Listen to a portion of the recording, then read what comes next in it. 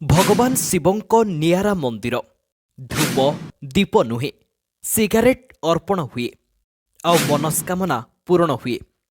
भारत हेउची विभिन्न धर्म एवं विश्वासर देश, जोंठारे प्रत्येक मंदिरर निजस्व स्वतंत्र मान्यता एवं पूजा परंपरा रहिछि। आउ आमे साधारणतः मंदिर गले भोग धूप दीप नेकी जाइथाउ। हेले एमिति एक मंदिर अछि जोंठी दीप धूपकाठी नुहे जलुथिबा सिगारेट अर्पण करंती। हाँ, आपण ठीक सुनिछंती। एही मंदिर नियारा भोग पई सबुबेले चर्चारे थाए। एही अनन्य मंदिर हेउची मध्य प्रदेशर इंदौर जिल्ला निकटस्थ रंगवासा ग्रामरे अवस्थित बाबा भूतनाथ मंदिर। एही मंदिरर सबुठारु बड़ विशेषत्व हेउची एठारे भक्तमाने भगवानंकु अगरबत्ती किंबा धूपकाठी बदଳରେ जलुथिबा सिगारेट अर्पण करंती। प्रति रविवार दिन हजार हजार भक्त निजर मनस्कामना को नहीं बाबांको दरबार सिगारेट सह पहुंचते। भक्त माने सिगारेट जलाई ताहाकु मंदिर परिसर रे थिबा एक यज्ञ कुंडरे अर्पण करंती। एही परंपरा अनेक पीढ़ी धरी चली आसुछि। एही मंदिर इंदौर सहर ठारू प्राय 20 किलोमीटर दूर राउ निकट रंगवासा ग्राम रे अवस्थित। एहा प्राय 200 वर्ष पुराना मंदिर एवं एहार देखाशुना ग्रामर स्थानीय भक्त मानक द्वारा करा जाय।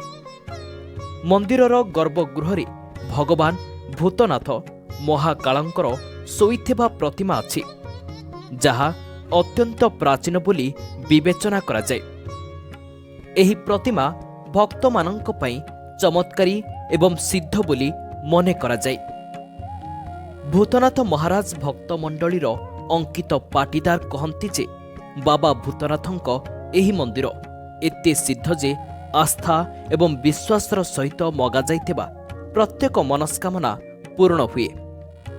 एठाकु विशेष करी सेही लोकमाने आसंती जेउ मानंकर संतान हेउ नाही किंबा जेउ माने कैंसर भली गंभीर रोग बा मानसिक रोगरे पीड़ित थांती।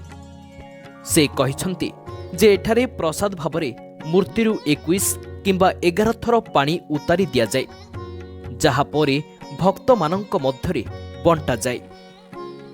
बाबा भूतनाथ मंदिर केवल एक धार्मिक स्थल नुहे, बरं एहा मानव आस्था एवं परंपरार विविधतार एक जीवंत उदाहरण।